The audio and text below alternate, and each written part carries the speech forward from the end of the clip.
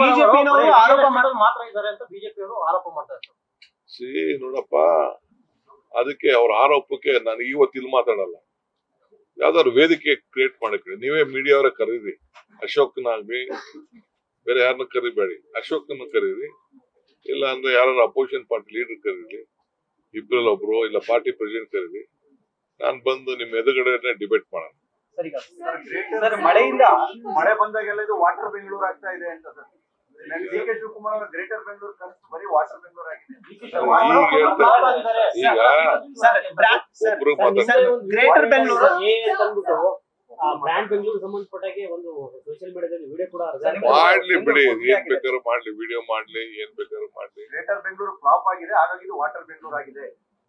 ಇದು 2 ವರ್ಷ ಸಾಧನೆ ಅಂತ ಹೇಳಿದ್ದಾರೆ. ಬೆಂಗಳೂರಲ್ಲಿ ನಾವು ಎಷ್ಟು ಪ್ರಾಬ್ಲಮ್ ಸಾರ್ಟ್ ಔಟ್ ಮಾಡ್ಕೊಂಡು ಬರ್ತಾ ಇದೀವಿ ಅಂತ ಹೇಳಿ ಈಗ ಅವ್ರನ್ನ ಡಿಬೇಟ್ ಬರಕ್ ಹೇಳಿ. ಸುಮ್ನೆ ಯಾಕೆ ಬರೀ ಆರೋಪ ಮಾಡ್ಬಿಟ್ಟು ಇಟನ್ ಮಾಡ್ಕೊಂಡು ಹೋಗೋದಲ್ಲ.